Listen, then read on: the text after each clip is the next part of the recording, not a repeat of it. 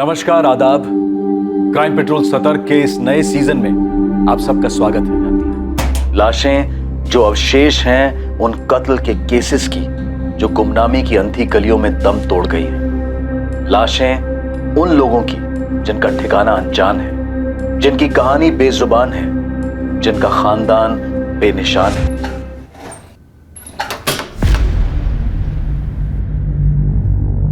$1.5 लाख है नीलेश, गिन ले।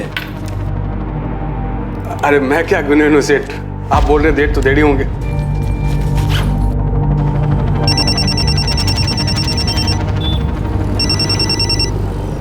बोला जाते भाव। हाँ, कैश उठाया नीलेश? जी भाव, बस लेकर ही निकला हूँ। पूरे 1.5 है ना? ओ भाव। हाँ सुन, कल सुबह ऑफिस आने से पहले बैंक में पैसे जमा करते हुए आना, समझा क्या? समझा भाव, वही करूँगा। ठीक है।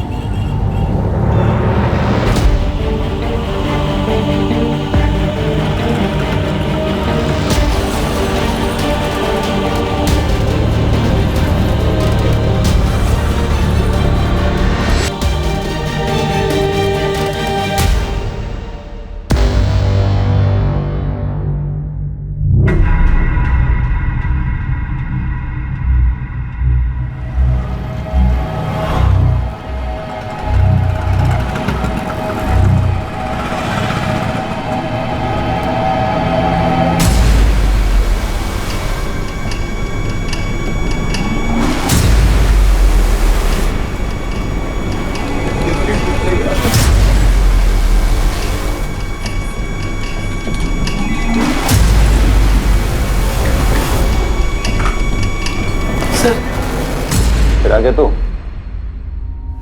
सर, वो मेरे पापा। चुप, एकदम चुप। देख सचिन, तू फिर एक बार यहाँ आया ना तो तुझे तेरी आई के साथ अंदर डाल दूंगा और केस ठोकूंगी तेरे बाप के साथ। तुम लोग भी शामिल थे स्टोरी में। चल निकल। लेकिन मेरे पापा चोर नहीं है, आप प्लीज उन्हें ढूंढिए। आलो से समझा रहा हूँ तुम लोगों को कि तलाश जारी है। जय हिंद सर। जय हिंद। सर सर सर बात क्या है? सर, ये मेरे पापा है, आप प्लीज इन्हें ढूंढिए। मैटर क्या था? पुराना मैटर है साहब। 9 साल पहले इसका बाप नीलेश पाठक अपने सेठ का 1.5 लाख रुपए लेके भाग गया। ये झूठ है सर, मेरे पापा चोरी नहीं कर सकते। वो मुझसे और मेरी आई से बहुत प्यार करते हैं। आप अंदर जाइए, मैं देख लूंगा इसे। यही है इन लोगों का चक्कर। ऐसे ही नाटक चल रहा है सर। पहले इसकी माँ आती थी, अब 3 साल से ये आने लगा है। चल निकल। देखो क्या हो सकता है। देख लड़के, कान खोल के सुन ले। तेरे आई और तू माने या नहीं माने, लेकिन ये सच नहीं बदलेगा कि तेरा बाप चोर है। नहीं साहब। अभी तक अच्छे से बोलते आया हूँ, पर और नहीं। समझ ले सचिन, ये लास्ट वार्निंग दे रहा हूँ। तलाश का जुनून सवार था एक बेटे पर अपने पिता को ढूंढने का। 9 साल बीत चुके थे और नीलेश पाठक की कोई खबर नहीं आई। नीलेश का केस मानो खामोशी में खुल गया था। नीलेश पाठक का केस एक मिसिंग कंप्लेंट की तरह से दर्ज ही नहीं हुआ था। नीलेश के मालिक जयदेव रानाडे ने उस पर आरोप लगाया था कि नीलेश उसके 1.5 लाख रुपए लेकर फरार हो गया है। बोलो आरती, कहा तुम्हारा पुत्र नीलेश पाठक? सब कितनी बार बोलूं, मैं नहीं जानती। कल रात से सचिन के बाबा घर नहीं आए, फिर तो खुद जान निकली जा रही है। ये ऐसे नहीं बोलेगी, अंदर करो ऐसे। सब ऐसे क्यों बोल रहे हैं आप? कितनी बार तो आपके पैसे उठाए मेरे पति ने, कभी भी एक पैसा इधर का उधर हुआ क्या? बड़ी रकम का इंतजार कर रहा था साला। पहले मेरा भरोसा जीता, फिर सही टाइम पर वार कर गया। ओ सर, मेरी मानो तो नीलेश के गांव में एक टीम भेजो, वहीं कहीं बैठा होगा छुप करके चोर साला। आई, चाली में सब कह रहे हैं कि तेरे बाबा चोर है। नहीं बेटा, ऐसा मत सोच, वो सब झूठ बोल रहे हैं। तेरे बाबा चोर नहीं हो सकते। तो फिर बाबा कहाँ गए? घर क्यों नहीं आए? मुझे नहीं पता।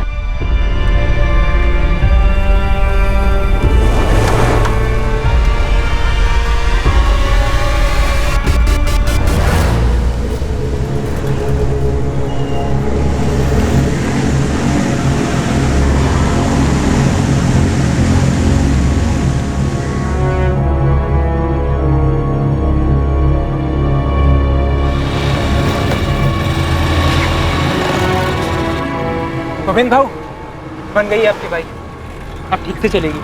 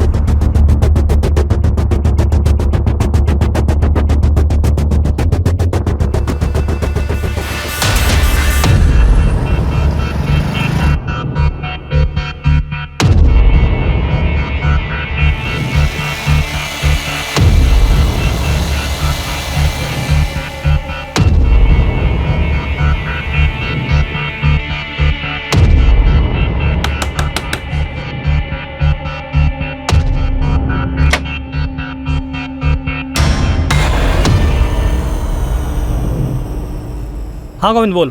दया वो लड़की ज्योति आज भी घर से निकली, लेकिन फिर से कॉलेज नहीं गई। वही सिंगारवाड़ी गई।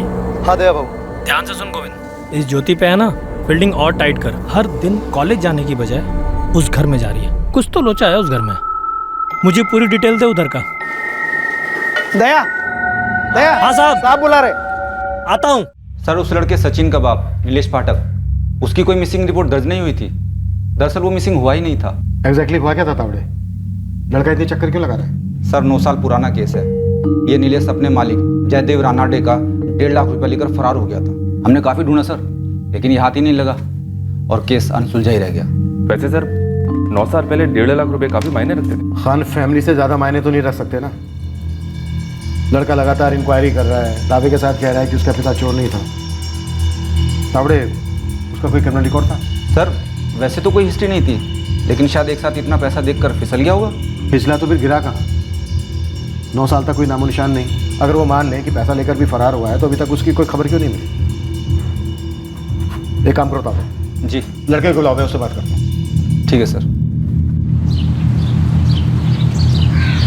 सचिन बेटा, मेरी ड्यूटी का टाइम हो गया है, मैं निकलती हूँ।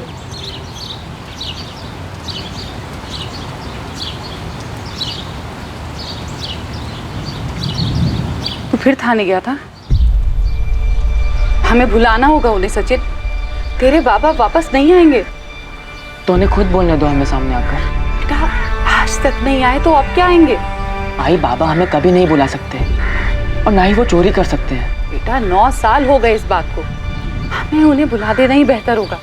भूल जा इस बात को।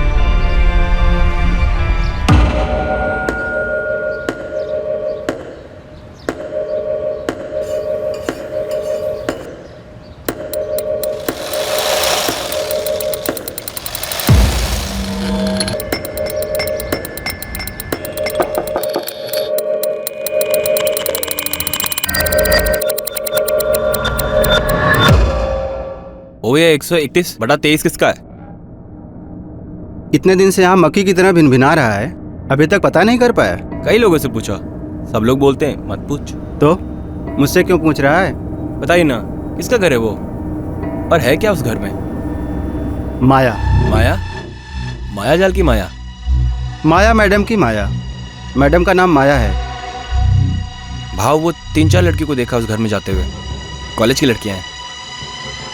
ऐसा होता है क्या उस घर में भाव? आंखें दी है ना ऊपर वाले ने, तो देख लड़कियां अंदर हैं और मर्द अंदर बाहर आ रहे हैं जा रहे हैं। माया कोठा चलाती है? धंधा होता है क्या उस घर में? उस घर में जो भी होता हो, मैं मेरे घर के अलावा कुछ नहीं सोचता। तू भी मत सोच। उस माया औरत से दूर रह, सुखी रहेगा। उसके रास्ते में आया ना तो तू तेरे घर का रास्ता भूल जाएगा। कुछ भी कर सकती है। कुछ भी कर सकती है से क्या मतलब है भाव?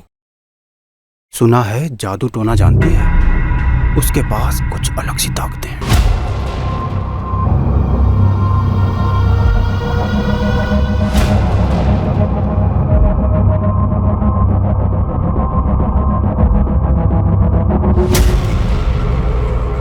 ये ज्यादा घर के बाहर बाहर नहीं जाती है, अंदर ही बैठकर झाड़ फूक तंत्र मंत्र में लगी रहती है। सुना है वशीकरण की उस्ताद है।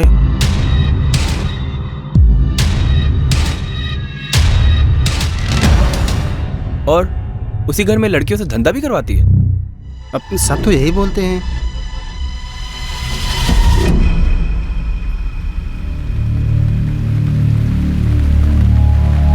नौ साल पहले का केस साहब, अब कहाँ से मिलेगा बंदा? भाग गया होगा साहब पैसा लेकर। अरे अपने चौहान साहब को इस केस में कुछ अटपटा लग रहा है। ये उस केस की तब की डिटेल्स है, 9 साल पहले की। इस नीलेश का लड़का सचिन और इसकी बीवी आरती अभी वहीं रहते हैं। थोड़ा जोर लगा, जो कुछ भी पता चलता है निकाल कर ला। लगा देता हूँ पंटर। वैसे मैंने एक और फील्डिंग की है साहब, श्रृंगारवाड़ी में। 2-3 दिन में सॉलिड इन्फॉर्मेशन देता हूँ साहब आपको। Murder tip? नहीं साहब, एक औरत है ना, वो घर से धंधा चला रही है और उसने कॉलेज की लड़कियों को फंसा रखा है। ये केस किसी लिखित शिकायत से नहीं उभरा था, बल्कि नियति की लिखाई से उभरा था। एक तरफ था बचपन और जवानी की कगार पर खड़ा एक लड़का जो पिछले 9 साल से अपने पिता को तलाश कर उन्हें बेगुनाह साबित करने की कोशिश कर रहा था, और दूसरी तरफ आकार ले रहा था माया नाम की एक महिला का केस, जिस पर वेश्यावृत्ति चलाने का आरोप था। ये दोनों ही केसेस एक ही जुर्म के जाल में बुने हुए थे, लेकिन इस जाल में एक और तीसरी कहानी भी थी, जो रहस्य की धुन से बाहर निकलकर बहुत जल्द सामने आने वाली थी। इस वक्त किसी को अंदाजा भी नहीं था कि नीलेश पाठक और माया के केस से इसका क्या वास्ता है। योगेश सुन, सारा दिन तेरा चेहरा लटका हुआ रहता है, सारा दिन काम काम काम, एक भी मिनट का ब्रेक नहीं चाहिए होता तुझे। ये तकलीफ है क्या तुझे? ऐसी कोई बात नहीं है राशिद भाई। कोई लड़की वड़की का चक्कर तो नहीं है ना? ठीक है जा, लेकिन कभी भी तुझे मुझसे कोई भी बात करनी है ना, बेझिझक तू मेरे पास आ सकता है, ठीक है? पापा तेज चलाओ, और तेज। जितना तेज हो सके उतना तेज चलाओ पापा, और तेज चलाओ, और तेज। योगेश बेटा, इससे ज्यादा तेज चलेंगे तो हवा में उड़ने लगेंगे हम लोग। अरे मुझे हवा में उड़ना है, और तेज चलाओ, और तेज। देख के हाँ ये बात। पापा मुझे डर लग रहा है, इससे ऊपर नहीं। कुछ नहीं होगा मैं बेटा। हाँ, नहीं, नहीं। पकड़ के रख। हाँ। क्या किया तू? अभी लग जाती थी तेरे को। चल वापस चल। बाबू ने डर लग रहा है।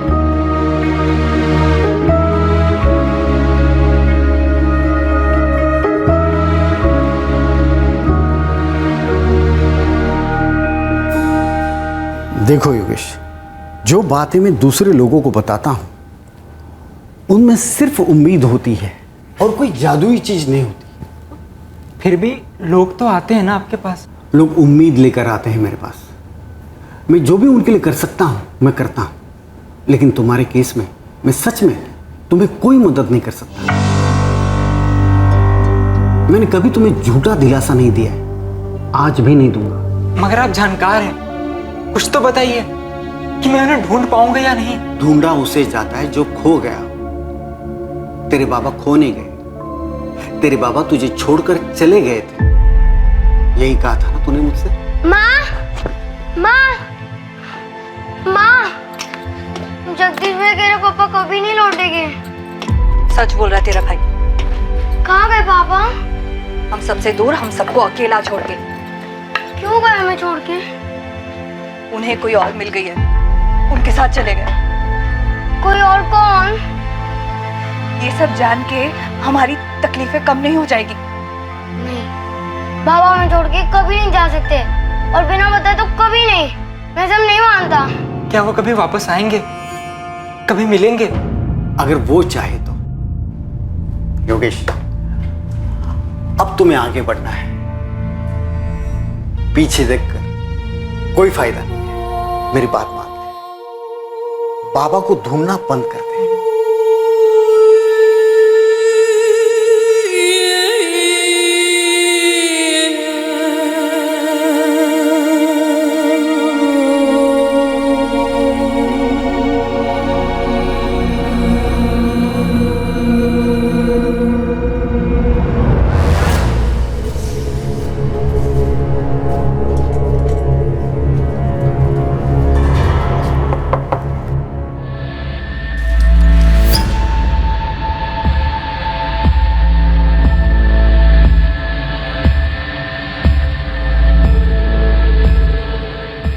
ये वाले के साथ बैठूंगा।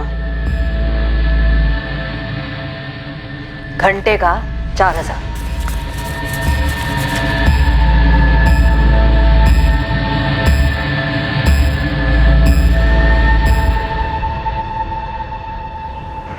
भाई खबर 100% सही है। इस वक्त 3 लड़के आए अंदर, और ये माया मैडम ही कोटा चला रही है।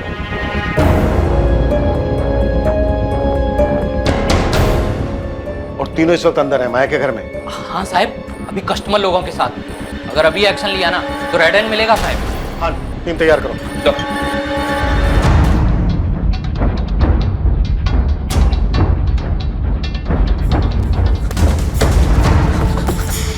सर, मैं वो सचिन पाठक, वो तावड़े साहब ने बुलाया था। बाद में कभी आना, अभी जल्दी में हूँ। चलो।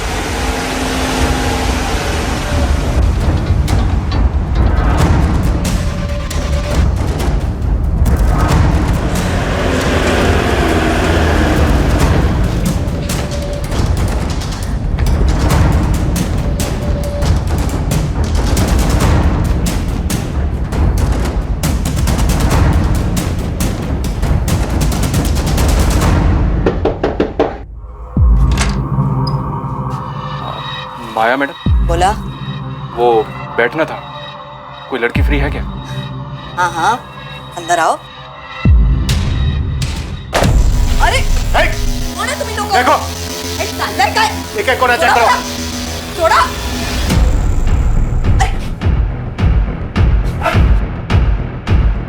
कौन हो? कौन तुम लोग? पुलिस।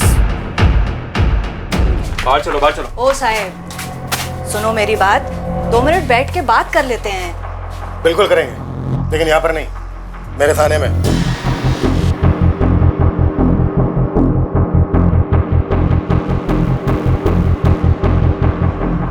अरे साहब, इधर कुछ गलत नहीं हो रहा है।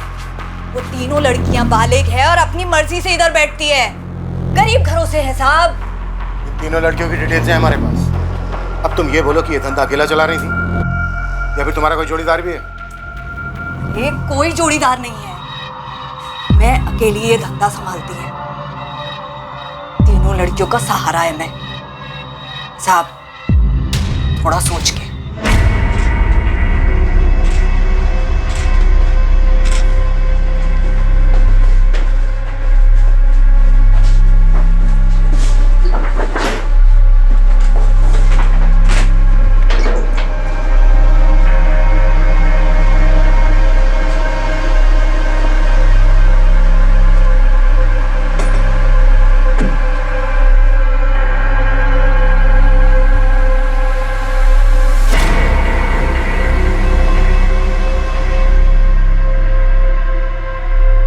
तू अपने साहब से बात कर, जो उनको चाहिए मैं देगी। ये नाटक नौटंकी करने का जरूरत नहीं है। जा बोल, बोलना। चुपचाप से खड़ी रहे।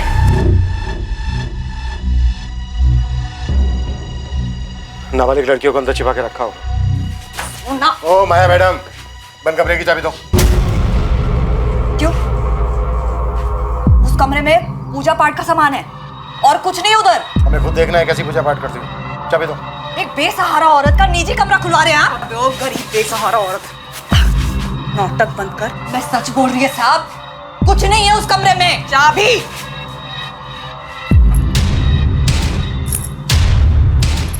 साहब, मैडम, मैं सच बोल रही हूँ, उधर कुछ नहीं है। ओ साहब, सुनो तो मेरी बात।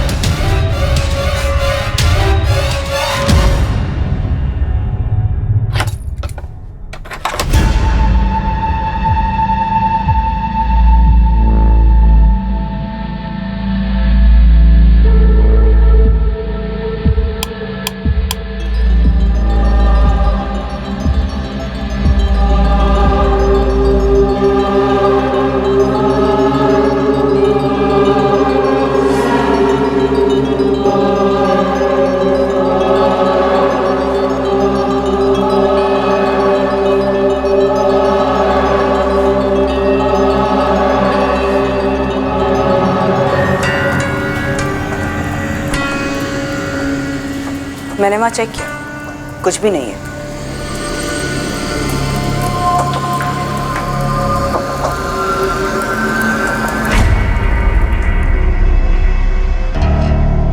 सर, ये औरत माया धंधे के अलावा जादू टोना भी करती है ऐसा लगता है।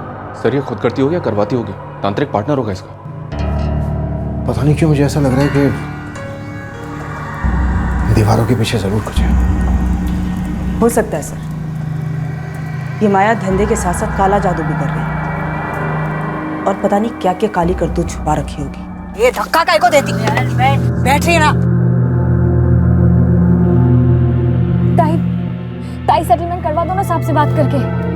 कहीं हमारे घर वालों तक तो ये बात नहीं पहुंचेगी ना। तुम लोग फिक्र मत करो, मैं है ना, कुछ नहीं होगा तुम लोगों को।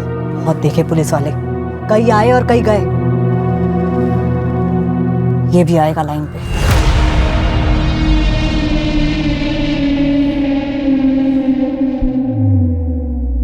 तावड़े।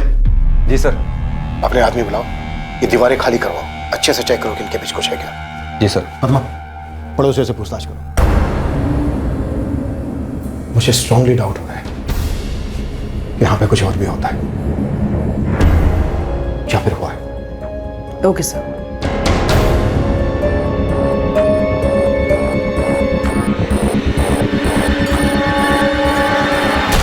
एक उड़ती हुई खबर एक रेड में तब्दील हुई।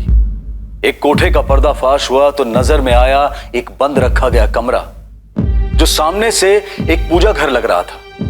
लेकिन पुलिस को एक आभास हुआ कि इस कमरे में कोई राज छिपा हुआ है। इस रेड की बदौलत रोशनी में आया माया के घर का यह कमरा आगे जाकर एक बड़ा खुलासा करने वाला था, एक चौंका देने वाला बड़ा खुलासा।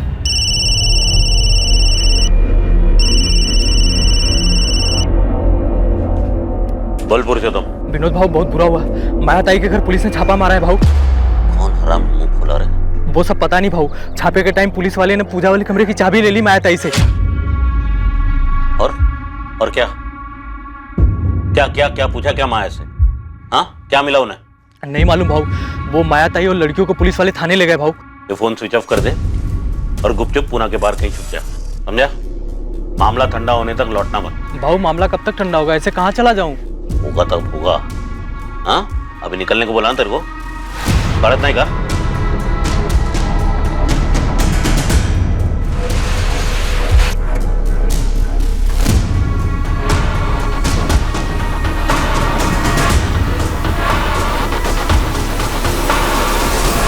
अरे मैं क्या, पूरी शिंगरवाड़ी जानती है क्या होता है उस माया के घर में। तो ये कौन सी नई बात है? सालों से चलता आया है। और सालों से शिंगारवाड़ी के लोगों ने कुछ नहीं किया, एक पुलिस कंप्लेन तक नहीं की। बहुत डेंजर है वो औरत। पता नहीं कैसी कैसी चीजों में सुई हुई घुसाती है, नींबू मिर्ची फेंकती है। अगर उसके कोई मुंह लगा, उसने कुछ फूक फूक दिया तो? अच्छा हुआ कि किसी ने तो हिम्मत दिखाई। अब आप लोग थोड़ी सी हिम्मत कीजिए, इस माया का कोई ना कोई साझेदार तो जरूर होगा ही होगा। कौन है वो? उसके घर में एक आदमी आता है, विनोद भाऊ। हाँ, विनोद भाऊ बोलते हैं उसको सब। उसका पूरा नाम तो मेरे को मालूम नहीं, लेकिन वो ना उस माया का यार है, सालों से आ रहा है। माया उसके अपने पति के साथ रहती थी, तब भी आता था, अब भी आता है। दया। हाँ मैडम। मुझे इस विनोद की पूरी डिटेल चाहिए। ठीक है मैडम, आज शाम तक सारा चिट्ठा निकालता हूँ। हो साहब, सबसे पहले वो तीनों लड़कियों को छोड़ दो, उनका कोई गलती नहीं है। जगह मेरी है और धंधा भी मैं ही करती है। आपको मेरे को जितना मर्जी इधर रखने का ना, मैं रहेगी इधर। इतना तो कर सकते हो ना साहब? सर हम जानते हैं कि हम गलत काम कर रहे थे, और यकीन कीजिए सर, हम डिसेंट फैमिली से हैं और जो भी कुछ कर रहे थे मजबूरी में कर रहे थे। तुम्हारी पैसों की मजबूरी थी या किसी ने मजबूर किया तुम्हें इस काम को करने के लिए? प्लीज जाने दीजिए ना। हमारे घर वालों को तो लगता है हम कॉलेज जाते हैं, हमें शाम तक घर पहुंचना है। उन्हें किसी हालत में पता नहीं लगना चाहिए सर। आज नहीं तो कल पता लगना ही था, तो फिर आज ही सही। नहीं सर, प्लीज ऐसा मत कीजिए। तो मुझे पूरी कहानी चाहिए। तुम इस धंधे में कब और कैसे आए, माया से कैसे मिले, वहाँ और क्या क्या धंधे होते हैं, इस काम में और कितने लोग शामिल हैं, सब कुछ बोलना होगा। बोला तो ना साहब, मैं अकेली औरत है, सालों से अकेला धंधा चला रही है, विधवा है मैं। पहले मैं खुद धंधा करती थी, फिर उम्र हो गई, फिर देखा कि लड़कियां खुद सामने से चल के आ रही थी, बस शुरू कर दिया। क्या करेंगे साहब, पेट भी तो भरना है ना। और वो जादू टोना वो सब जो उस कमरे में होता है? कोई जादू टोना नहीं है उधर साहब, मैं उधर सिर्फ पूजा करती है और कुछ नहीं है उस कमरे में। कुछ नहीं है तो फिर इतना डरी हुई क्यों? ऐसा कुछ नहीं है साहब, मैं उन लड़कियों के लिए डर रही है, उनकी कोई गलती नहीं है साहब। आपको मेरे ऊपर जो चार्ज लगाना है ना वो लगाओ, मैं बैठेगी ना जेल में, बस उनको छोड़ दो।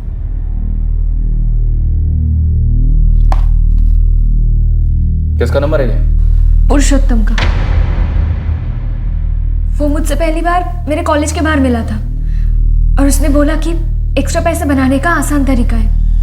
हाँ, और मुझे भी ताई के पास वही लाया था। ताई मैंने पूरी डिटेल में समझा दिया है, सब एग्री भी हैं और बालिग भी हैं। हर ग्राहक का 1500 रुपया मिलेगा। मेरे को कितना मिलता है कितना नहीं, तुम लोग को लेना देना नहीं। इसमें एग्री है ना? बाद में मेरे को मचमच नहीं चाहिए। तुम लोगों की कोई सहेली होगी कॉलेज की या किधर की भी, जिसको थोड़ा पैसा बनाने का है, उसको बता भी सकती है और इधर लेके भी आ सकती है, और जो लेकर आएगा ना उसको कमीशन भी देगी मैं। 1 साल से तुम लोग अपने घर वालों से झूठ बोल रही हो कि कॉलेज जा रही हो और ये सारे काम करती हो। और कितनी लड़कियां तुम्हारी कॉलेज की जिनको तुम तीनों ने अपने इस काम के लिए फंसाया? सर, किसी को अप्रोच करने में डर लगता था। वहाँ और क्या क्या काम होते हैं, साफ साफ बोलो। सर हम वहाँ पे सुबह 10 से 6 बजे तक ही होते थे। उसके बाद वहाँ क्या होता है हम लोगों को नहीं पता है।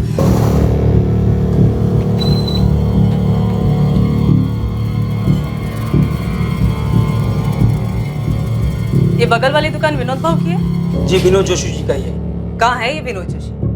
वो थोड़ी देर पहले तो थे, फिर एकदम से दुकान बंद करके चले गए थे। घर कहाँ है इसका?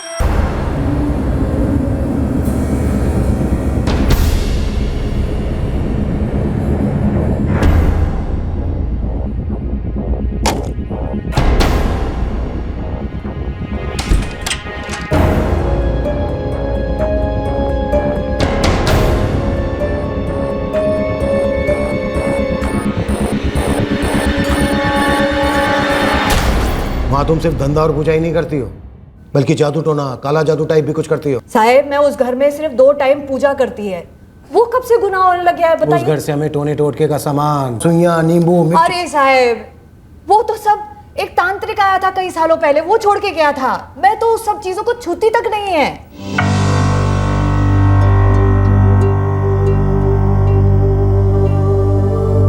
साहब वो इंस्पेक्टर महात्रा ने बुलाया है, सचिन पाठक कहिए उन्हें। अरे हाँ सबको पता है तू कौन है और तेरी स्टोरी क्या है। साहब बिजी है, तुझे बैठना है तो बैठ, नहीं तो कल आ जा। नहीं साहब बैठता हूँ। ठीक है।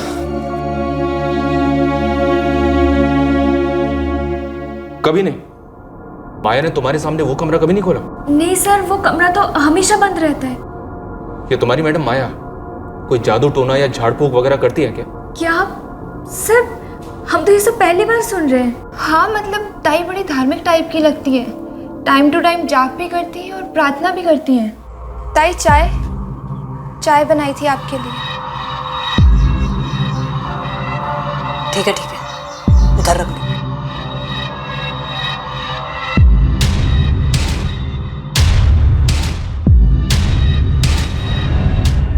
तुम तीनों को अलग अलग अपने अपने स्टेटमेंट्स देने होंगे।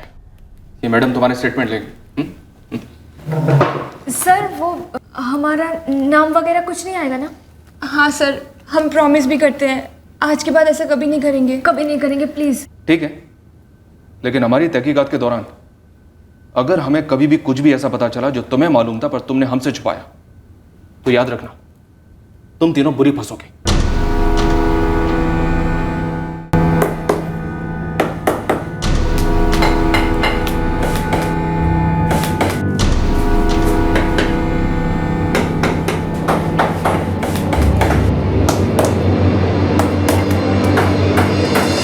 बकवास कर रहे हैं मैडम? पुलिस वाली क्या हुई, कुछ भी अनाप शनाप बोलेंगे? मेरे पति का दूर दूर से वास्ता नहीं है इन सबसे। तो फिर कहाँ छुपा है आपका पति? फोन क्यों स्विच ऑफ है विनोद जोशी का? मेरा पति एकदम इज्जतदार आदमी है मैडम, 20 सालों से सही तरीके से अपना काम कर रहा है। काम से गया होगा कहीं और फोन किसी कारण बंद रखा होगा।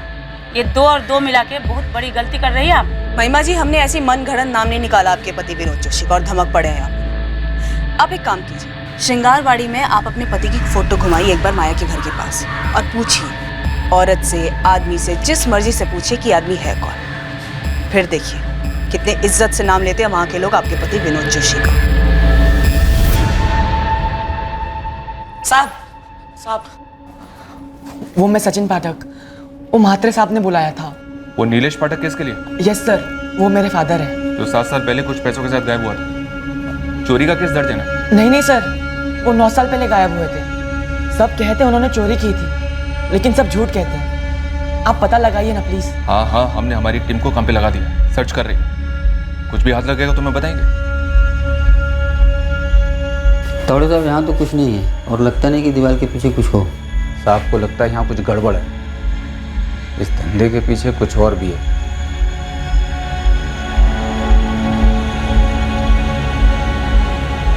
मुझे भी लगता है यहाँ कुछ तो है जो खुली आंखों से दिखाई नहीं दे रहा, लेकिन कुछ ना कुछ गड़बड़ है जरूर।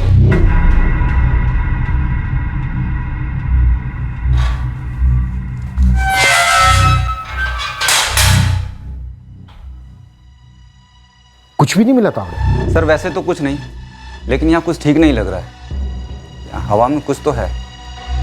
सर आप ही की जैसी तगड़ी फीलिंग मुझे भी आ रही है। ये धंधा, ये पूजा पाठ, सर इस सब के पीछे कुछ और चक्कर है। घर सील कर दो, एक एक ईंट तराशेंगे, इस माया को भी तोड़ेंगे।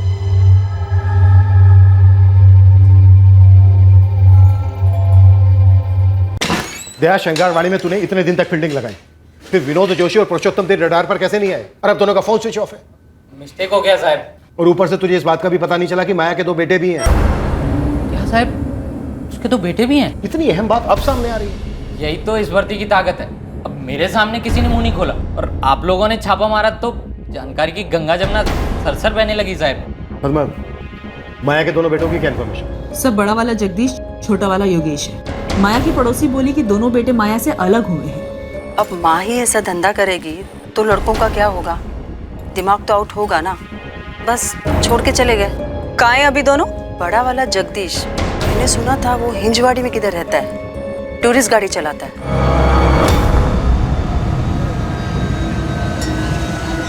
छोटा वाला मैकेनिक है योगेश, पता नहीं कहाँ चला गया।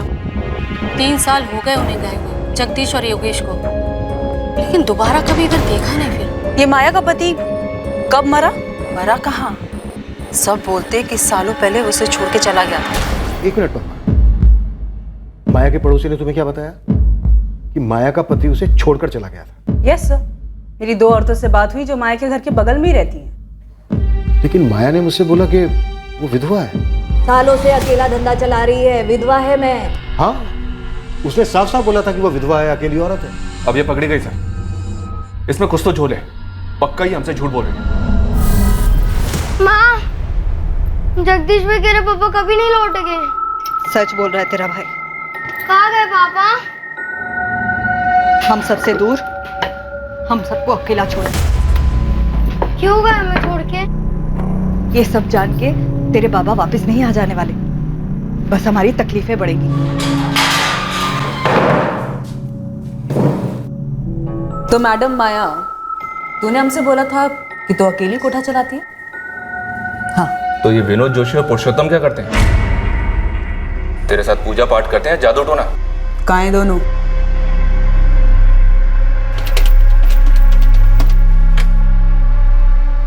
मेरे को कुछ मत पूछ पुरुषोत्तम, तू अपना देख ले। मैं अभी स्विच ऑफ कर रहा हूँ फोन। अरे भाऊ, मैं कहाँ जाऊंगा और क्या करूंगा? अबे 3-4 महीना ना कहीं पर भी पड़ा रहे, बाद में लौटा ना सब ठंडा हो जाए तब। धंधा वाला मामला होता तो ठंडा भी हो जाता। पुलिस तो पूजा वाले कमरे के पीछे हाथ धोकर पड़ी है। पता नहीं उन्हें क्या दिख गया वहाँ पे। ये कुछ नहीं दिखेगा उन्हें, कुछ नहीं मिलेगा, समझा ना? तू और मैं ना उनके हाथ नहीं लगने चाहिए। 4-5 महीना गुलो जा किधर, चुप जा, तब तक माया संभाल लेगी। तूने हमसे कहा था कि तू विधवा है, अकेली, यही कहा था ना? हाँ। क्या हाँ? अकेली है और विधवा है। तो ये बता, तेरे दोनों बेटे का है, योगेश और जगदीश? मेरे को नहीं मालूम। ए जग्या, सुनने वाला जग्या, तू सच में मेरे को छोड़ के जा रहा है? आई, मैं यहाँ और नहीं रह सकता। तू ही तो मेरा सहारा है। आज तक जो कुछ भी मैंने किया तेरे को और योगेश को पालने के लिए किया। मैं मुंह नहीं खोलूंगा आई, बस, लेकिन अब और नहीं।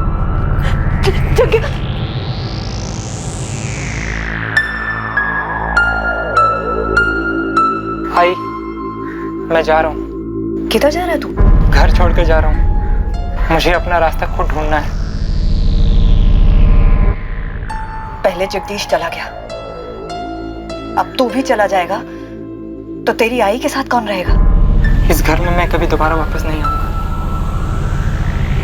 खून पसीना एक किया दोनों के लिए, लाज शर्म सब कुछ भुलाया, सब कुछ। लेकिन दोनों जवान बेटे अपनी आई को छोड़कर चले गए। इतने सालों में एक बार फोन करके भी नहीं पूछा। मेरे को नहीं मालूम वो लोग किधर है। तेरा पति प्रशांत भाटे कहाँ है अभी? तूने तो हमसे कहा था कि तू विधवा है, लेकिन पता क्या, हमें पता चला वो मरा नहीं, तुझे छोड़ के गया।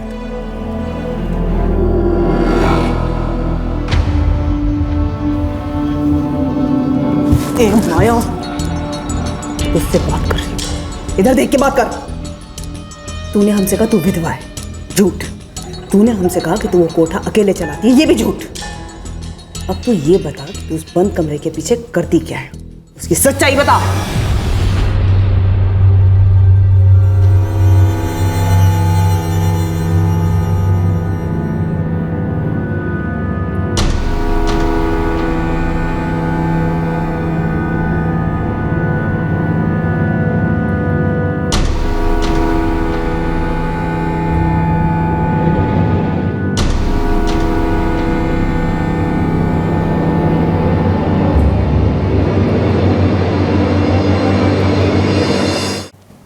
मैं मानती है कि मेरा पति प्रशांत भाटे मेरे को छोड़ के गया,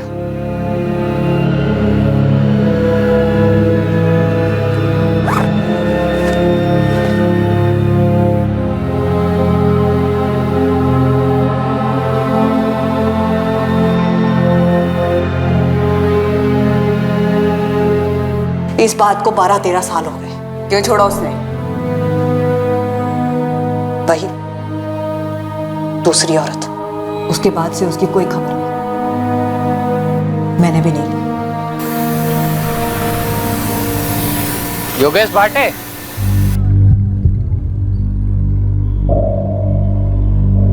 जी? तू माया भाटे का लड़का है ना? पुलिस ने अंदर किया उसे, घर पे रेड पड़ी है। देखिए, मेरा उससे और उसके धंधे से कोई वास्ता नहीं है। और तेरा बड़ा भाई जगदीश, उसको भी ऐसा ही लगता है? मुझे नहीं पता कि उसे क्या लगता है और क्या नहीं लगता। अपने कर्मों का फल तो मिलना ही था मेरी आई को, लेकिन आप लोगों मुझसे कहा। जगदीश, 10 साल पहले तुम्हारी चाली में एक बूढ़ी औरत रहती थी, दुर्गा। हाँ, दुर्गा ही रहती थी। क्या हुआ उन्हें? वो तुम्हारे बाबा प्रशांत भाटे, तुम्हारी आई माया भाटे और तुम दोनों भाइयों के बारे में सब कुछ जानती है। अंदर कर दिया उसे? अच्छा किया, जहर है वो माया भाई। दुर्गा काकी, हमें लगता है कि उस घर में धंधे के अलावा भी और कुछ चल रहा था। मैंने कहा ना, वो जहर है। मैं उनके पड़ोस में ही रहती थी। और एक बात बताऊं, पूरे श्रृंगारवाड़ी यही समझती है कि उसका पति प्रशांत किसी दूसरी औरत के साथ भाग गया। पर ये सच है क्या? उसका बेटा योगेश भी साफ मना कर रहा है।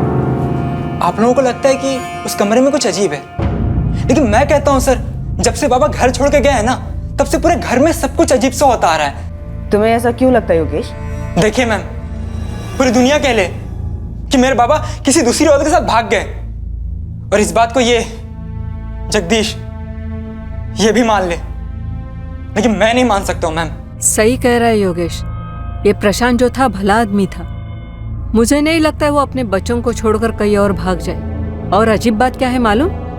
उस माँ ने एक बार पता करने की कोशिश भी नहीं की कि उसका पति दोनों बच्चों को छोड़कर कहाँ चला गया। और ये दूसरी औरत वाली बात? कोई दूसरी औरत नहीं थी। आदमी की नजर से पता चलता है कि आदमी किस मिट्टी का बना है। ये प्रशांत भाटे बहुत भला आदमी था।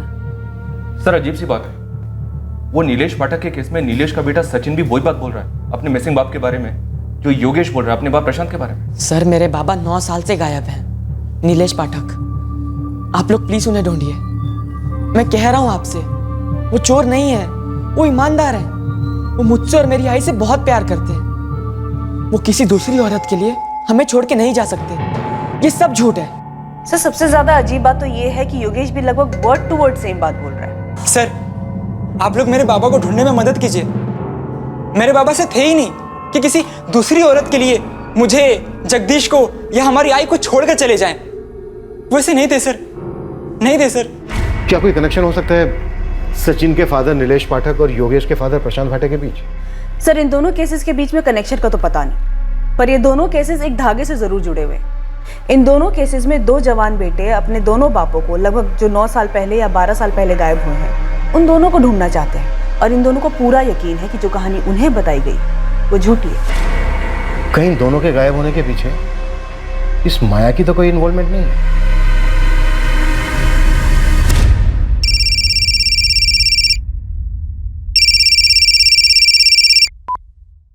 हेलो, अगर मेरा मेरा नाम नहीं आया तो मैं एक काम की बात बता सकता हूँ। तू कौन बोल रहा है? पुरुषोत्तम। ओ पुरुषोत्तम, चल बोल अब, तेरी माया ताई के घर में क्या हो रहा था और उस कमरे का सच क्या है? आप लोग बेकार में उस कमरे के पीछे पड़े हो, वहाँ कुछ नहीं मिलेगा, लेकिन मैं एक मर्डर के बारे में बता सकता हूँ। मर्डर? किसका मर्डर? किसने किया? मेरा कोई हाथ नहीं है, मैं पहले ही बोल रहा हूँ, और ये जानकारी मैं सिर्फ तब दूंगा जब तुम मुझसे वादा करो। इस केस में मेरा नाम नहीं आना चाहिए। अबे पुलिस का खबरी हूँ, कोई कोर्ट का जज नहीं। और देख, मैं तेरे को वादा सादा नहीं कर सकता, लेकिन एक बात बोल सकता कि अगर सरकारी गवाह बनेगा और पुलिस की मदद करेगा तो तेरी सजा कम हो जाएगी, वरना देख बम्बू तेरा पक्का है। ज्यादा मत सोच, क्योंकि इसके सिवा तेरे पास कोई चारा नहीं है। अब जल्दी से बता दे, किसका मर्डर किसने किया? वो क्यों चले गए? वो हमें ऐसे छोड़कर नहीं जा सकते। अगर छोड़कर गए भी हों तो ऐसे बिना कुछ बताए क्यों गए?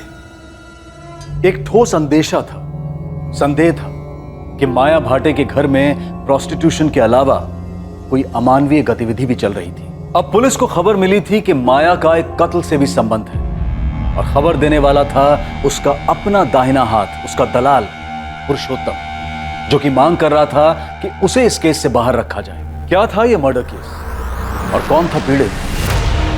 पर मर्डर किसका हुआ? पुरुषोत्तम को गारंटी चाहिए तो उसका इस केस में नाम नहीं आएगा। उसने बोला है कि वापस फोन करेगा।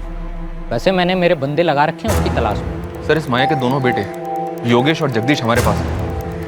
सर हो सकता है इन दोनों बेटों को कुछ पता, पर हमसे छुपा रहे हो। जगदीश दादा, आपने कैसे मान लिया कि बाबा हमें ऐसे ही छोड़ के चले गए? मुझे तो बचपन में भी यकीन नहीं था और अब भी नहीं है। तू 9 साल का था और मैं 14 साल का, तो बचपन से तेरा था यार। तुझे लगता है बाबा ने मुझे कुछ अलग सिखाया इसलिए मुझे यकीन हो गया? जितना तुझे पता है उतना मुझे पता है। जब उतना ही पता तो कैसे यकीन कर लिया कि बाबा हमें छोड़ के चले गए? जो आई ने बोला मैंने मान लिया, बस। मुझे इस केस के बारे में और भी जानकारी चाहिए। किसका मर्डर हुआ था, कब मर्डर हुआ था? पुरुषोत्तम अगर ये बोल रहा है कि उस पूजा वाले रूम में कुछ नहीं है, मतलब ज़रूर उस रूम में कुछ ना कुछ है। ये हमारा ध्यान भटकाया जा रहा है। मुझे स्ट्रांगली लग रहा है उस पूजा वाले रूम और इस मर्डर के बीच कोई ना कोई कनेक्शन जरूर है। सर, माया उस कमरे को हमेशा बंद रखती थी। कहीं ऐसा तो नहीं कि उस कमरे के अंदर कोई डेड बॉडी दफन हो? खान, तुम और तावड़े उस पूजा वाले रूम का दोबारा से पोस्टमार्टम करो। पद्मा, माया के दोनों बेटों को टैग करो, बात करो उनसे। गया, मुझे किसी भी सूरत में माया का वो लवर विनोद जोशी चाहिए। और पुरुषोत्तम को बोल कि हम उसे सरकारी का गवाह बना लेंगे, तो चार्ज भी नहीं लगाएंगे उससे। लेकिन शर्त यही है, उस मर्डर की मुझे पूरी जानकारी चाहिए। चल, साहब ने बुलाया है। सुन, मेरा ये लॉकअप में दम घुटता है, तो मैडम के लिए एसी लगवा दे। एक पैकेट अगरबत्ती का बंदोबस्त कर दे। रे शानी, ना तो एक होटल का कमरा है और ना मैं रूम सर्विस वाली हूँ। चल चुपचाप। माया ऐसा भी क्या दफन है उस कमरे के अंदर जिसकी वजह से तुम इतना डरी हुई हो?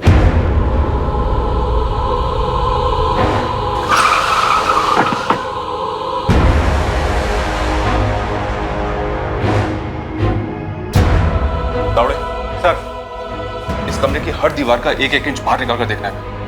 100% अंदर कुछ है। सर, लाश? चलो काम पे लग जाओ। जी सर।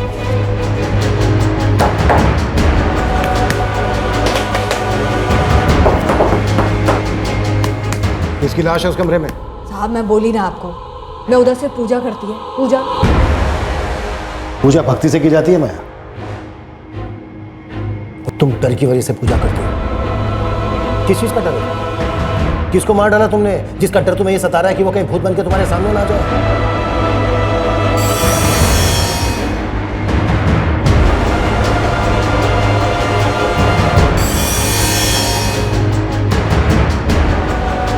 साहब उधर कोई लाश नहीं है।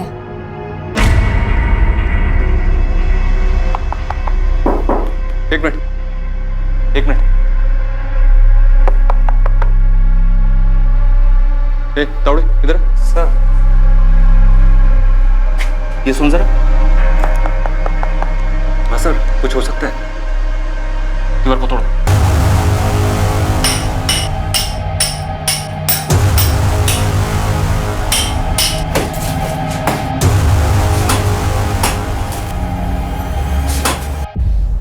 भागा नहीं है मैडम, बस थोड़ा परेशान है। ठीक है, लेकिन है कहाँ पर? फोन नहीं उठा रहा है, गैराज भी नहीं जा रहा है, घर पर भी नहीं है। क्यों?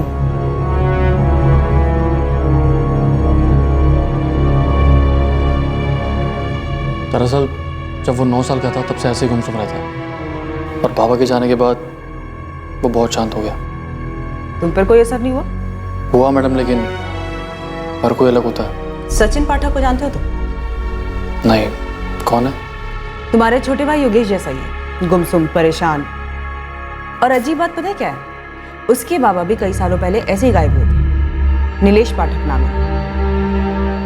ये नाम कभी सुना है? नहीं मैडम, ये नाम कभी नहीं सुना। सचिन पाठक या नीलेश पाठक, इत्तेफाक भी तो हो सकता है ना मैडम। कितने लोग यूं ही गायब हो जाते हैं इस दुनिया में। ये बात भी है। अच्छा जगदीश, एक बात बताओ, तुम्हारी माँ माया ने किसका मर्डर किया था? ये क्या बोल रही हैं आप? 3 साल पहले तुमने घर छोड़ा, ऐसा तुम्हारी माँ माया ने बताया। हाँ तो? उसके बाद तुम्हारे छोटे भाई योगेश ने घर छोड़ा। जी, लेकिन क्या? तुम दोनों भाई जानते थे ना उस घर में कुछ चल रहा है? मैडम, हमें तो बस आई के वही धंधे से दिक्कत थी, उसके अलावा हमें कुछ नहीं पता। वैसे जब बाबा हमारे साथ थे तब भी ये सब करती थी। तुम्हारे बाबा भी इन सब में शामिल थे?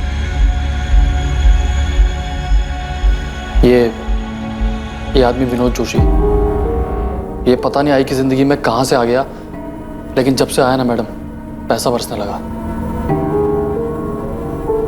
जगदीश, वो आई। सुन रहे बाड़ा? घंटे भर के लिए बाहर जाके खेल। पर क्यों आई? आई बोल रही है ना, जा बाहर जा।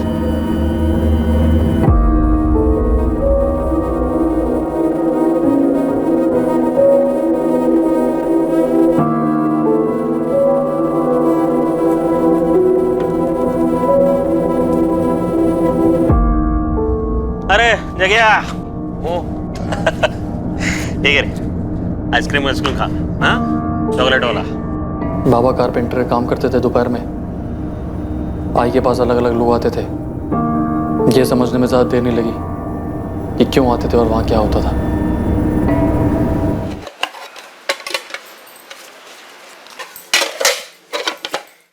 ये ले जगदीश, योगेश को भी लेके जाना, जो मन करे वो खरीदना। ठीक है।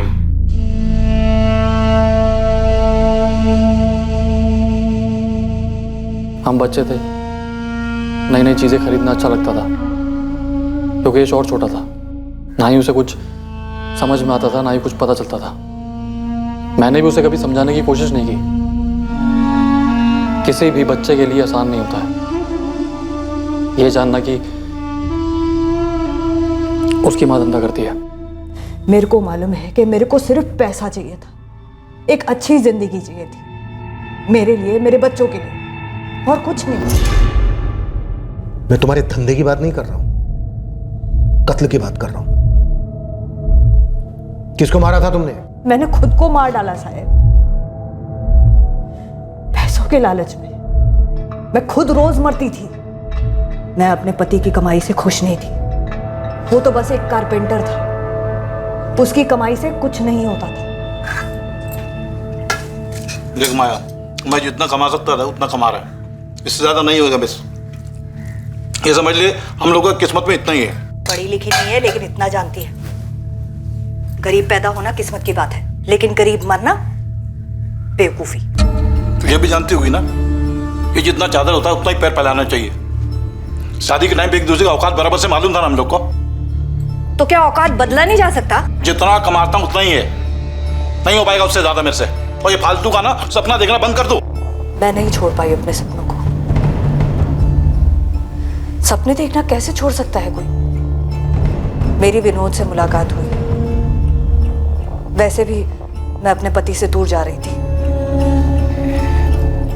मेरी विनोद से नजदीकियां बढ़ी और पैसों से भी। क्या बकवास कर रहा है? पागल हो गया है क्या? अरे इतना क्या फड़फड़ा रही है तू? हाँ, ये देख, ठंडे दिमाग से सोच। जो तेरे मेरे बीच में है, जो तेरे और प्रशांत के बीच में, वही तो करने को बोल रहा हूँ तेरे को। विनोद, मेरे साथ ऐसी बात करने का नहीं। निकल इधर से। ओ बाबा, जाता हूँ मैं, लेकिन ना तू खुद चल के सामने से मेरे को ये बोलेगी, और वो भी लव कर। ए माया, अरे लेकिन बैठना रे बाबा। देख, जितना सोचने में बुरा गंदा लगता है ना, वैसा बिल्कुल भी नहीं है। देख, तू दोपहर को अकेले रहते, मैं कैसा आता है, मेरे साथ कोई और आएगा। देख, करना तुझे वही है जो हम करते हैं, लेकिन सोच, तगड़े पैसे मिलेंगे, तगड़े। तेरी जिंदगी ना ऐसे फटकन बदल जाएगी। हाँ, एक दोपहर का 2000, 1000 तेरा, 1000 मेरा। चल मेरे को बोल, ये तेरा प्रशांत महीने का कितना कमाता है? 6000, 7000? अरे उतना तू एक हफ्ते में कमाएगी। मन बनाएगी तो 4 दिन, पूरा मन लगाएगी तो 2 दिन में, अरे 1 दिन में कमा सकते हैं। तेरे संग तुम्हें एक बात याद रख, ये मर्दों की जरूरत ना बहती नदी है, कभी सूखती नहीं। तो तू काय को सुखी सुखी जिंदगी जी रहे रे, काय को? ठीक है, सोच के बता मेरे को, आता हूं। बहुत घिन आई थी विनोद की ये बात सुनकर, लेकिन पैसे के लिए तरसते हुए भी बहुत घिन आती थी साहब, इसीलिए हाँ बोल दिया। पहली बार बहुत गंदा लगा सर, लेकिन जब हाथ में पैसा आया ना, फिर सही गलत कुछ भी नहीं लगा। सोचा कि शरीर ही तो है, पैसे की धुंध छा गई थी। एक अच्छी जिंदगी मिल रही थी, बच्चों के लिए कुछ कर सक रही थी मैं। बच्चे लोग रोज बाहर का खा रहे हैं, नए नए सामान खरीद रहे हैं। जगदीश बोला तुमने पैसा दिया उन लोग को? हाँ, मैंने दी। किधर से दिया? पेड़ लगा दे पैसे का? मैंने कमाए हैं। किधर से कमाए? कमाए बोले तो किधर से कमाया? मैं क्या पूछ रहा हूँ, किधर से कमाया माया? शरीर बेचती है अपना, सोती है लोगों के साथ।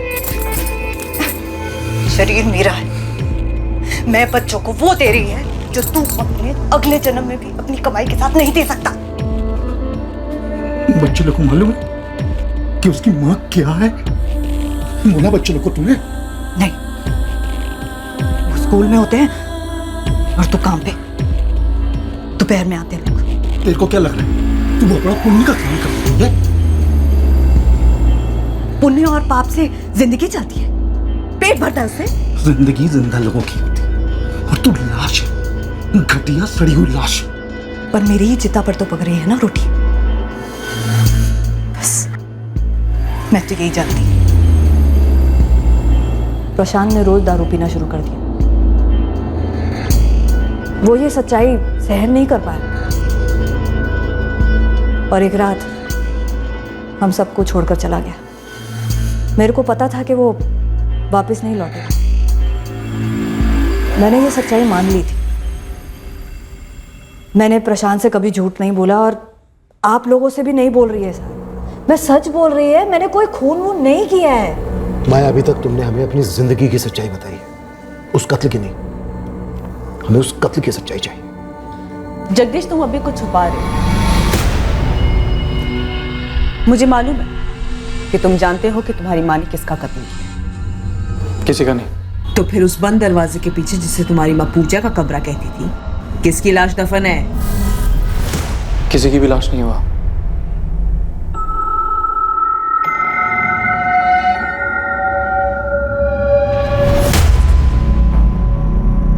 सर, यहाँ तो कुछ दिख नहीं रहा।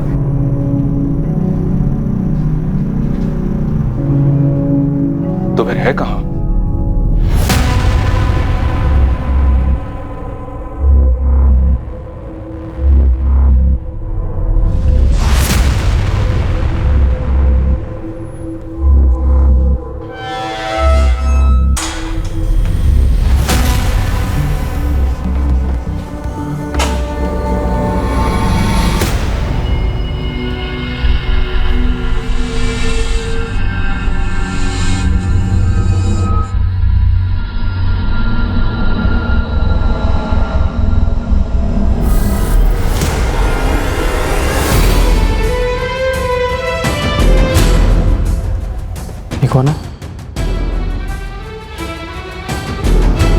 ये मेरे बाबा हैं।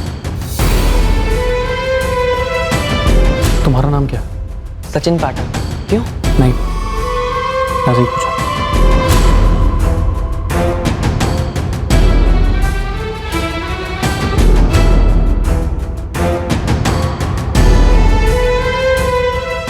सचिन पाठक को जानते हो तुम? नहीं, कौन है? उसके बाबा भी कई सालों पहले ऐसे ही गायब हुए थे। नीलेश पाठक नाम है। ये नाम कभी सुना है? मेरे बाबा हैं। जब दिल अपराध बोध में डूबा होता है तब घृणा अपने कुकर्मों से नहीं बल्कि खुद से होती है। माया के घर में कुछ छुपा जरूर था जो पुलिस के हाथ नहीं लगा था, लेकिन वहां जो था उसके बारे में कई लोग जानते थे और अच्छी तरह से जानते थे। एक अजीब इत्तेफाक कहिए, एक एक्सीडेंट कहिए या नियति का लिखा कहिए, जो भी कहिए, पर इस आम से दिखने वाले एक अवैध कोठे पर हुई इस साधारण सी रेड की वजह से कई असाधारण सच्चाइयां उभरने वाली थीं जो कि सालों से खामोशी के कफन में दफन थी।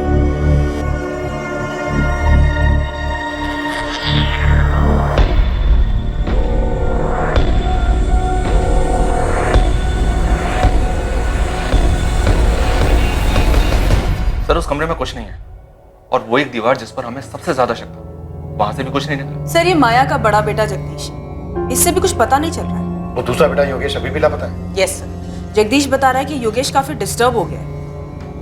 इस माया को जितनी भी गर्मी दो ये पिघलने वाली नहीं है। विनोद जोशी का क्या स्टेटस है? हमारी टीम और दया के लड़के दोनों लगे हुए हैं, पूरे शहर में अलर्ट इशू किया। और पुरुषोत्तम वो अभी तक सामने क्यों नहीं आया? उसने दया से कहा था कि शाम को फोन करेगा, लेकिन सर अभी तक फोन किया नहीं उसने।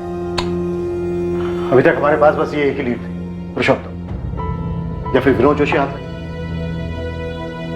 पता नहीं क्यों मुझे ऐसा लग रहा है कि उस दिन माया का पति प्रशांत भाटे घर छोड़कर गया ही नहीं था।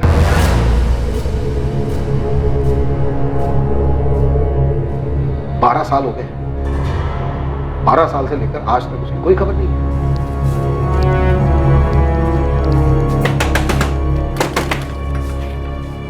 दादा, वो पुलिस आई के पूजा घर के बारे में कुछ कह रही है। उस कमरे में कुछ है क्या?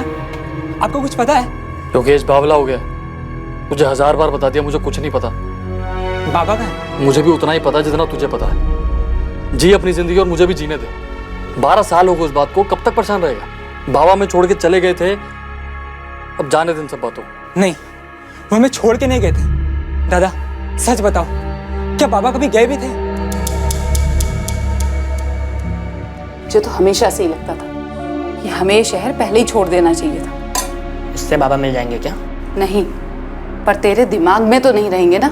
रहेंगे, और तब तक रहेंगे जब तक मुझे सच्चाई पता नहीं चल जाती। क्योंकि ये जो बोला जा रहा है नाई, ये झूठ है। और ये तो तू भी जानती है नाई, कोई तो ऐसा होगा नाई जो सच्चाई जानता हो। बाबा को कोई दोस्त या कोई भी।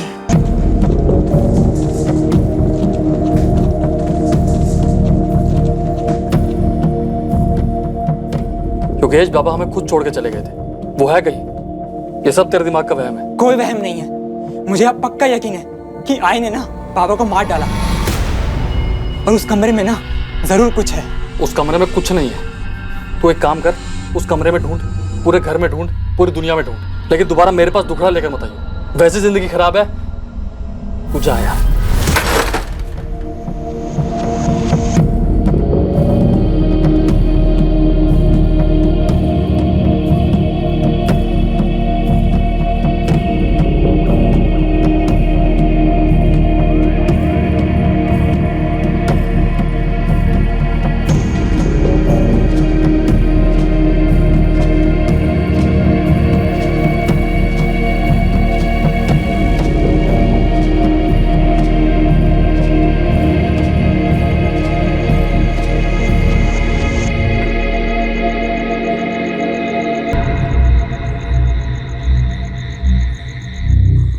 माया, तेरे को डर नहीं लगता?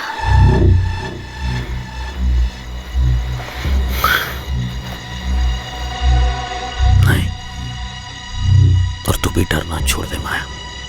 क्यों किया मैंने ये सब कुछ? के लिए, तेरे बच्चों के लिए, अरे हमारे लिए माया। क्या करेगी मैं इतने पैसे का? क्या इन पैसों से मैं अपने पुराने पाप धो सकती है, अपना भविष्य, अपनी खुशियां खरीद सकेगी? मेरे को तो ये भी नहीं पता है खुशियां होती क्या है।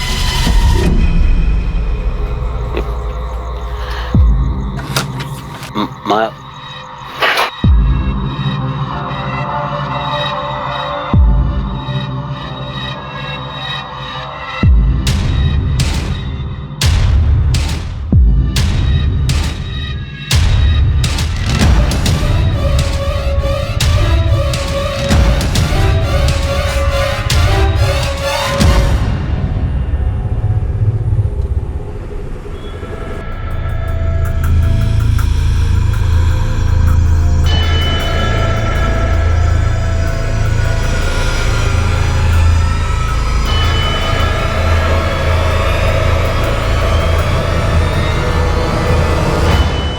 किसका मर्डर हुआ?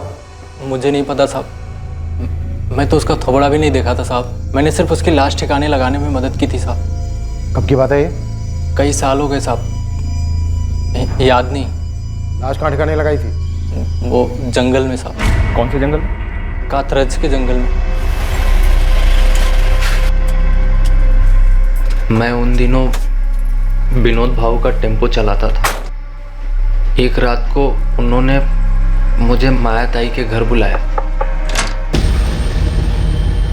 वो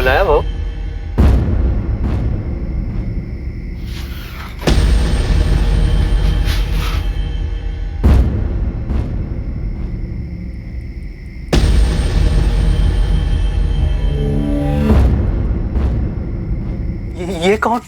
लाश है आदमी, ठिकाने लगा। नहीं बाबू, लेकिन ये मुझे बताओ ये है कौन? इतना जानना जरूरी नहीं, समझा ना तेरा? गपचूप उठा। उसी रात हम उस लाश को कातरज के जंगल में ले गए।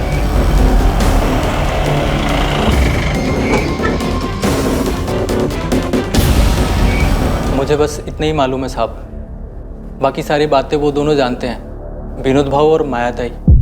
मर्डर किसका हुआ है अगर यही नहीं पता चला तो तेरी टिप खोटी है ना, कोई मतलब नहीं है उसका। जगदीश जानता है साहब। क्या जानता है जगदीश? वो जानता है मर्डर हुआ था, तो ये भी जानता होगा किसका हुआ था। लेकिन भाऊ मुझे बताइए ये है कौन? ये सब कैसे हुआ? बहुत पूछने लगा बे तू, हाँ? इतना जानना जरूरी नहीं, समझा ना तेरा? गपचूप उठा। जगदीश वही था, उसने शायद खून होते हुए देखा हो साहब। और तेरा ये विनोद भाव कहाँ मिलेगा सर? पूर्वी लॉज। हो सकता है पुरुषोत्तम झूठ बोल रहा हूँ, फिर भी एक चांस दे। पूर्वी लॉज से विनोद को उठाओ और कातरज पुलिस से बात करो। मैं जगदीश और माया इनसे दोबारा बात करता हूँ। खान इतना तो पक्का है कि उस घर का कुछ ना कुछ अतीत है। ताला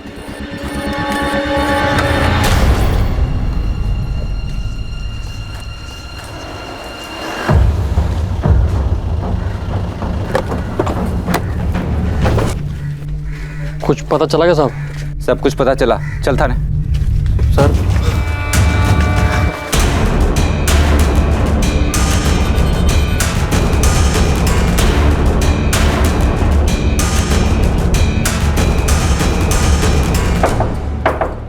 रूम सर्विस।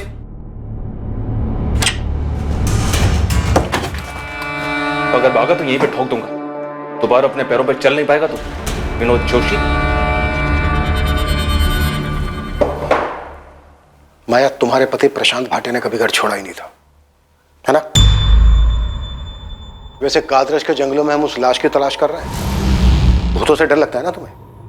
हमें भी लगा तुम्हारे घर में अजीब, ऐसे लगा जैसे कोई भटकती आत्मा हो। नाराज सी। तुम्हारा खेल अब खत्म हो गया है माया। पुरुषोत्तम ने सब कुछ बोलती है। विनोद जोशी को अरेस्ट कर लिया और हमें यह भी पता चल गया है कि तुम्हारा बेटा जगदीश उस कत्ल का गवाह है, उसको भी उठा लिया। साहब, जगदीश उस टाइम बच्चा था, उसने कुछ नहीं किया, उसको छोड़ दो साहब। तुमने और विनोद जोशी ने मिलकर मारा ना प्रशांत भाटे को? नहीं साहब। ठीक है, पुरुषोत्तम और विनोद जोशी के साथ अब हम जगदीश को भी तोड़ेंगे। साहब मैं सच बोल रही है कि तुमने और विनोद जोशी ने मिलकर प्रशांत भाटे को मारा? नहीं। सच चाहिए मुझे माया, सिर्फ सच। वो प्रशांत नहीं था, वो मेरा एक ग्राहक था। उसका नाम मेरे को नहीं मालूम। देख विनोद जोशी, माया एक औरत है, इसलिए अभी तक हमने सख्ती दिखाई नहीं उसके साथ, लेकिन तेरा नसीब ऐसा नहीं होगा, समझा? मैंने कुछ नहीं किया साहब, सच बता रहा हूँ मैं। ये जो भी खुनमुन जो भी हुआ है आप बता रहे हैं, वो सब पूरा का पूरा माया ने किया। अच्छा, प्रॉफिट आधा आधा करेगा, लेकिन जुर्म पूरा का पूरा उसके सर पे डालेगा? नहीं, मैं सही बता रहा हूँ सब। मैं उस आदमी को जानता तक नहीं था, उसको मारूंगा क्यों? पुरुषोत्तम ने बताया कि तू भी उनके साथ था। तूने देखा था वो? फोनों पे भी देखा था। कौन था वो आदमी? प्रशांत भाटे, तेरा बाप? नाम नहीं मालूम, लेकिन वो चेहरा मैं कभी भूल नहीं सकता। मैडम बता रही थी कि कोई सचिन पाठक है जो अपने बाप को ढूंढ रहा है। उसके बारे में क्यों पूछ रहा था? जिसको मारा गया था वो वही था।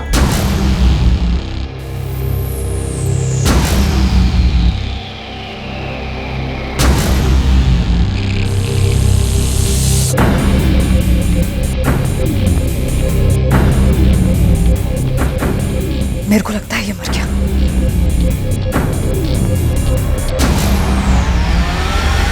वो आदमी सचिन का बाप नीलेश पाठक था? नाम नहीं मालूम। तो तुझे कैसे पता वो सचिन का बाप था? सचिन के हाथ में उसके बाप की तस्वीर देखी थी, वही चेहरा जो रोज रात को मैं ना चाहते हुए भी देखता हूँ।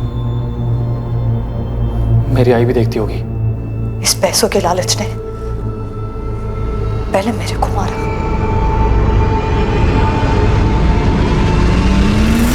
फिर मेरे हाथों उस ग्राहक को मरवाया।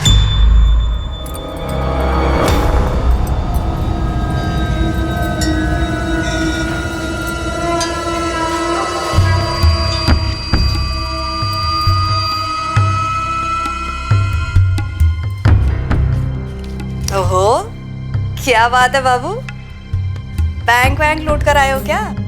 हाँ। अरे तो फिर तो बोनस वोनस बनता है ना, इतने टाइम से लुटा रही है तेरे पे। 5,000 तो निकाल उस बंडल से।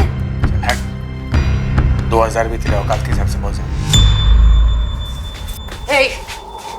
औकात की बात करता है? औकात? अब तो मैं 5,000 ही लेगी। देख, छोड़। क्या करगी तू? छोड़। साली क्या साली?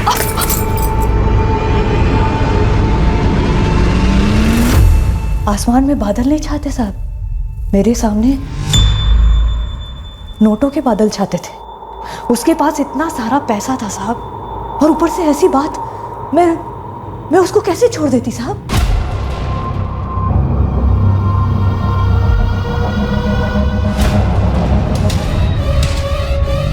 ये जगह बात संभाल अपने को। देख, तुझे तेरी आई की मदद करनी है, समझ लगा है? ये खून साफ करना है, समझ ला ना? आईची मदत करायचं। योगेश घर आया उस दिन, उसे कुछ मालूम नहीं था। फिर रात को पुरुषोत्तम आया, वो लोग लाश को जंगल में ले गए। योगेश तब सो रहा था। बहुत पछतावा होता है साहब, धन घिन सब आती है, लेकिन समझ नहीं आता साहब कि वो नोटों को देख के क्या धुन सवार हो जाती है। सर, ये था वो आदमी जिसको इन्होंने मार डाला। नीलेश पाठक है, सचिन का बाबा? हाँ सर, जगदीश को याद था ये चेहरा।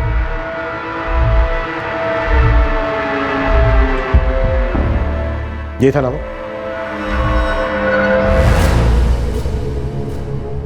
सचिन, तुम्हारे बाबा नीलेश पाठक अब इस दुनिया में नहीं है। क्या हुआ था उनके साथ? कत्ल हुआ था उनका। कत्ल? क्यों? किसने किया? क्यों किया? तुम्हारे पापा एक कोठे पर जाते थे, शंगारवाड़ी। कोठा? हाँ, माया भाटे नाम है उसका। उसने और उसके साथीदार ने तुम्हारे पापा का मर्डर कर दिया था।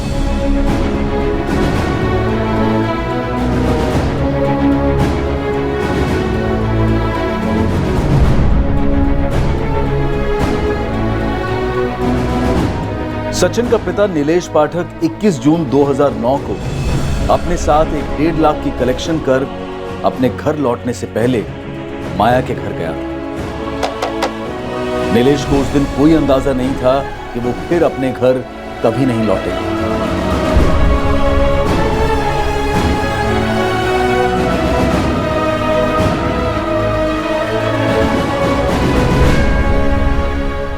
जुलाई 2009।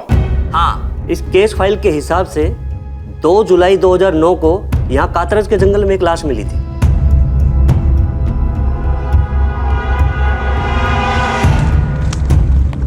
उस लावारिस लाश का अंतिम संस्कार कर दिया गया। इस केस के इन्वेस्टिगेशन ऑफिसर 3 साल पहले रिटायर्ड हुए। इस नीलेश की मिसिंग रिपोर्ट दर्ज नहीं हुई थी, बस इसके खिलाफ पैसे लेकर फरार होने की शिकायत की गई थी।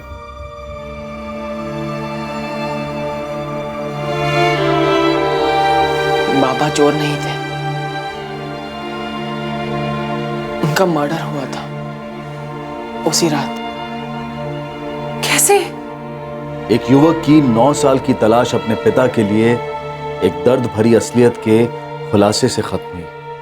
पुलिस का इंट्यूशन कहिए, अंदेशा कहिए, लेकिन उस पूजा घर को लेकर संदेह की वजह से पुलिस सचिन के पिता नीलेश पाठक की हकीकत जान पाई, और वो भी पूरे 9 साल के बाद।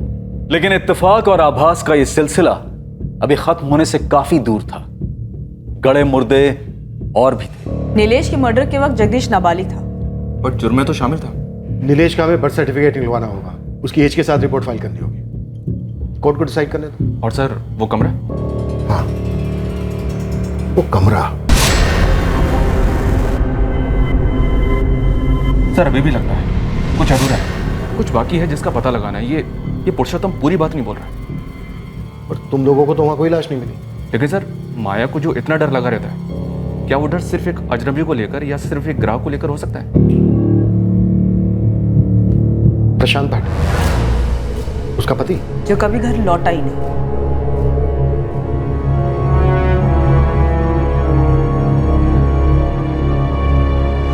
मुझे मेरे भाई जगदीश से मिलना है। तू था कहाँ इतने दिन? तेरा फोन भी बंद था। है कहाँ वो? आई ने किसी को मार डाला था। आपको इतने साल से मालूम था? मेरे सामने हुआ था योगेश। अब ये नहीं कहना कि तुम्हें नहीं मालूम कि बाबा कहाँ है। दादा, अरे अब तो सच बोल दो। 12 साल हो गए, 12 साल। दादा, दादा! इत्तेफाक से हुए माया के घर पर उस एक छापे ने कई अधूरी कहानियों की कड़ियां सामने लाकर रख दी थी। वो कड़ियां जो तलवार बनकर 2 युवकों की जिंदगियों पर लटकती रही।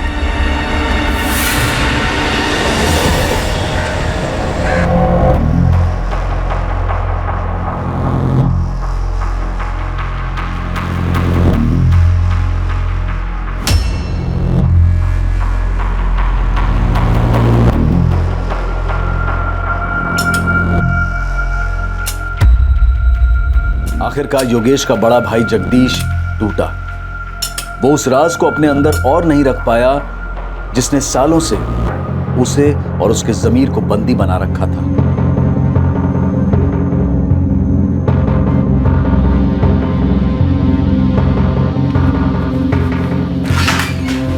सर, जगदीश भाटे कुछ कहना चाहता है, कुछ और भी बात है। नीलेश पाठक के अलावा मेरी आई ने किसी और का भी कत्ल किया था सर। तुम्हारे पिता का?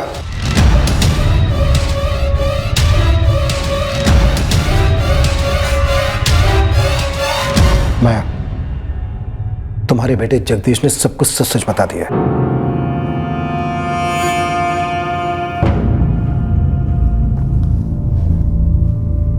अच्छा है साहब। साहब, क्या सच बोलने से, कबूल करने से दर्द कम होता है क्या? हो सकता है, लेकिन जुर्म कम नहीं होता। तो सच यही है साहब कि जगदीश और योगेश का बाप मेरा पति प्रशांत उस रात घर छोड़कर चला गया था। मेरे को नहीं मालूम था कि वो वापस आ जाएगा। तो कौन होती मेरे पूछने वाली? तेरे क्या लगा मैं क्या कभी लौट के नहीं आया क्या? तेरा हाथ भी लोग जो सलाह दिन में आता था अभी रात को भी आने लगा क्या इधर? कभी कदम भी नहीं रखा। जब भी वहां देखती थी तो वो खड़ा दिखता था, घूरता हुआ। मैंने ये सब कुछ क्यों किया, मेरे को इसका जवाब कभी नहीं मिला सर। पहले अपने पति को, फिर उसकी रात को। साहब, उन दोनों की आत्मा से ज्यादा ना मेरे को अपने आप से डर लगता है। क्या मैं किसी और को भी मार देगी क्या? मेरे जीते जी ना ये डर जाने वाला नहीं है साहब, ये मेरे को मालूम पड़ गया।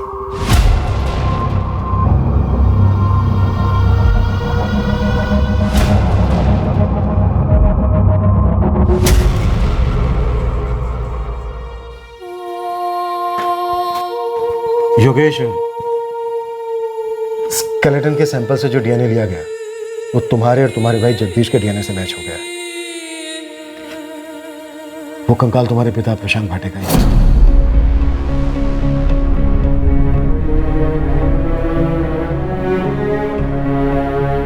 मुझे मालूम था सर, मेरे बाबा मुझे कभी ऐसे छोड़ के नहीं जा सकते थे। जगदीश पर लगे चार्जेस में इस बात का ध्यान रखा गया था कि दोनों मर्डर्स के वक्त वो नाबालिग था। विनोद जोशी और माया भाटे पर आईपीसी की धारा 302 का चार्ज लगाया गया है। 2006 में प्रशांत भाटे के कत्ल के लिए और 2009 में नीलेश पाठक के कत्ल के लिए। साथ ही दोनों पर आईपीसी की धारा 201 भी लागू की गई है, सबूतों को मिटाने के जुर्म।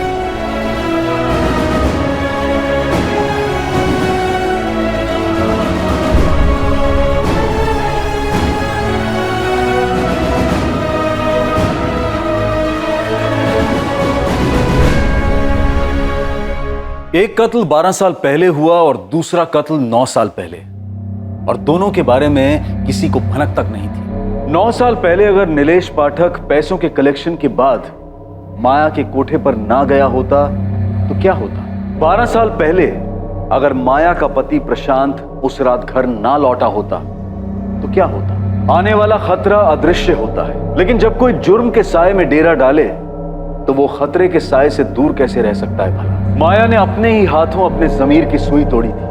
अपने ही पति प्रशांत को मारकर उसे अपने ही आंगन में गाड़ने में माया को कुछ गलत नहीं लगा। उसी तरह उसने नीलेश पाठक को पैसों के लिए मारकर उसकी लाश को जंगल में ठिकाने लगाया। पर माया ने अपनी पूरी जिंदगी डर और अफसोस की गिरफ्त में बसर की। ये एक दस्तूर है कि जुर्म मुजरिम का सुख चैन छीन लेता है और मुजरिम से जुड़े लोगों का जीना दुश्वार कर देता है। सोचें, समझें और सतर्क रहें कि लालच और स्वार्थ जीवन धारा पर हावी ना हो जाए। जैसे ही उमड़ती लालसा का एहसास हो, सतर्क होकर पीछे हो जाएं। जुर्म के लपेटे में ना आए, उस लालसा की आग में खुद को ना जलाएं। अब मैं अनूप सोनी आपसे विदा लेता हूं। याद रखें, क्राइम और आपके बीच में सिर्फ इतना फर्क है कि आप कितने सतर्क हैं। सतर्क रहें, सुरक्षित रहें। जय। क्राइम पेट्रोल्स के और भी दिलचस्प कहानी देखने के लिए हमारे चैनल को सब्सक्राइब करें और बेल आइकॉन दबाना न भूलें।